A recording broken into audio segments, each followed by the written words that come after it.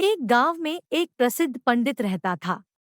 उस पंडित का नाम कृपाशंकर था। वह पंडित जिस गांव में रहता था उस गांव के प्रसिद्ध मंदिर में वो पूजा करता था।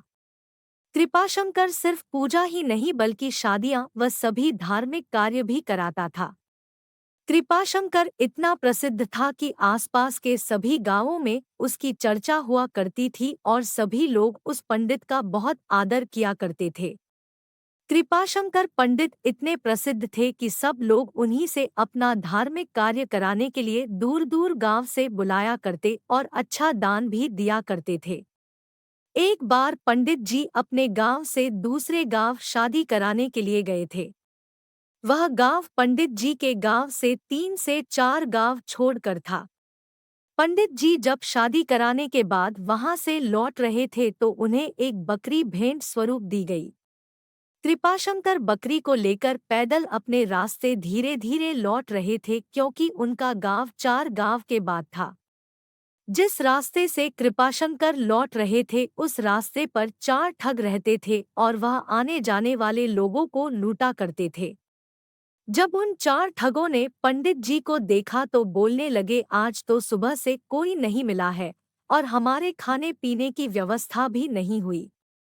चलो आज हम इस पंडित को ही लूट लेते हैं और इनसे ये बकरी चुरा लेते हैं।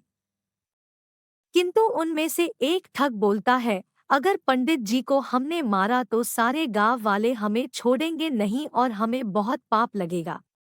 ये चारों ठग पंडित जी से बकरी छुड़ाने की एक नई तरकीब निकालते हैं और चारों ठग अपने अपने काम पर लग जाते हैं। कृपाशंकर जब पहले गांव पहुंचने वाले होते हैं तो वहां पहला ठग उन्हें मिलता है।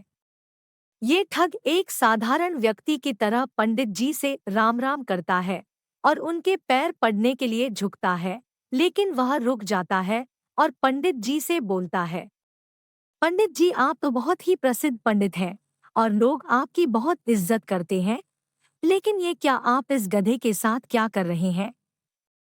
पहले ठग की बात सुनकर पंडित जी गुस्सा हो जाते हैं और बोलते हैं, अरे मूर्ख, ये गधा नहीं, ये बकरी है, बकरी।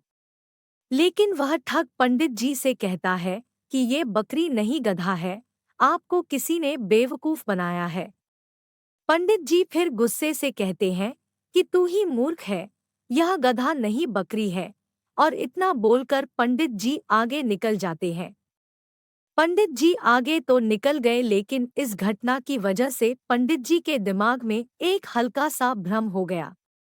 धीरे धीरे पंडित जी आगे बढ़ ही रहे थे और वो दूसरे गांव पहुंचने ही वाले थे कि उन्हें वहां दूसरा ठग मिला जो कि बिल्कुल साधारण व्यक्ति की तरह वहां खड़ा था। वो दूसरा ठग पंडित जी से राम राम करता है और उनके पैर पड़ने के लिए झुकता है, लेकिन वह भी पहले ठग की तरह रुक जाता है। पंडित जी उस दूसरे ठग को ऐसे रुकते हुए देखकर पूछते हैं, क्या हुआ, रुक क्यों गए?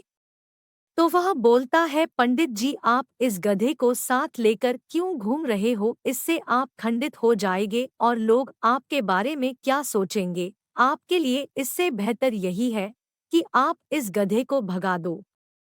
इस दूसरे ठग की बात सुनकर पंडित जी को बहुत गुस्सा आता है और बोलते हैं, तुम मूर्ख हो, दिखाई नहीं देता यह बकरी है और तुम बोल रहे हो गधा है। दूसरा ठग बोलता है कि पंडित जी आपको किसी ने पागल बना दिया, यह बकरी नहीं, यह तो गधा है और ये आपके साथ रहेगा तो आपकी क्या इज्जत रह जाएगी। यह सुनते ही पंडित जी सोचने लगे कि यह क्या बोल रहा है, मैं तो बकरी लाया हूँ पर ये सब इसे गधा क्यों बोल रहे हैं? कहीं मैं सच में गधे को लेकर तो नहीं घूम रहा हूँ। अब पंडित जी सोच में पड़ जाते हैं और वो ठग वहां से चला जाता है और पंडित जी भी आगे बढ़ने लगते हैं। पंडित जी के दिमाग में अभी भी यही बात चल रही थी कि ये बकरी है या गधा। जब पंडित जी तीसरे गांव में पहुंचने वाले होते हैं तो उन्हें वहां तीसरा ठग मिलता है। वो भी पंडित जी से राम राम करता है और पैर पड़ने के लिए झुकता है, लेकिन रुक जाता है। तो पंडित जी पूछते हैं, क्या हुआ? तो वह ठग पंडित जी से बोलता है, पंडित जी बाकी सब तो ठीक है, आप इस गधे को साथ में लेकर क्यों घूम रहे हो? तीसरे ठग की बात सुनकर पंडित जी कहते हैं कि मैं इस गधे को गांव के बाहर छोड़ने जा रहा हूँ। मुझे रास्ते में दयनीय हालत में मिला था और पंडित जी वहां से निकल जाते हैं। ये तीन ठगों की बात सुनकर पंडित जी का विश्वास खुद से उठ जाता है और उन्हें लगता है कि लोग सही बोल रहे हैं और मैं गलत हूँ। लेकिन फिर सोचते हैं कि मैं सही हूँ। इसी तरह उनका विश्वास खुद पर से गिरने लगता है और सोचते हैं कि मैं अपने गांव पहुंचने वाला हूं। अगर ये बकरी नहीं हुई और गधा हुआ तो लोग मेरे बारे में क्या सोचेंगे। इन्हीं सब विचारों के चलते पंडित जी चौथे गांव पहुंचने वाले होते हैं कि उन्हें चौथा ठग मिलता है और वो भी पंडित जी से राम राम करता है और पैर पड़ने के लिए झुकता है, लेकिन वो भी रुक जाता है। पंडित जी इस चौथे ठग से पूछते हैं क्या हुआ, तो वह ठग पंडित जी से कहता है कि पंडित जी आप इस गधे को साथ में लेकर क्यों चल रहे हो।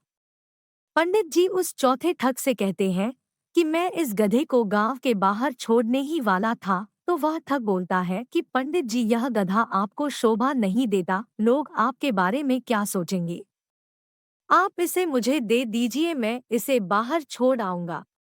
इसी के साथ पंडित जी अपने आप पर विश्वास खो देते हैं और उस बकरी को गधा समझकर उस ठग को दे देते हैं और अपनी बकरी को छोड़कर आ जाते हैं। उन चारों ठगों की ये तरकीब काम कर जाती है और वह पंडित जी से बकरी छुड़ा लेते हैं और उसे बेचकर पैसा कमा लेते हैं। कहानी से शिक्षा, हमें खुद पर विश्वास रखना चाहिए। दूसरा व्यक्ति क्या कह रहा है उससे हमें कोई फर्क नहीं पड़ना चाहिए, क्योंकि रास्ता भटकाने वाले बहुत मिलेंगे। इस कहानी में भी वही हुआ है। अगर पंडित जी को खुद पर पूरा विश्वास होता कि हाँ ये बकरी ही है, तो वह अपनी बकरी को ठगों को नहीं देते। इसी तरह हमें भी अपने ऊपर विश्वास रखना होगा। अगर आपको हमारी कहानी पंडित और ठग अच्छी लगी हो तो अपने दोस्तों के साथ भी शेयर कीजिए। मेरे चैनल को सब्सक्राइब कीजिए और कमेंट में ज़रूर बताइए कि हमारी ये कहानी कैसी लगी।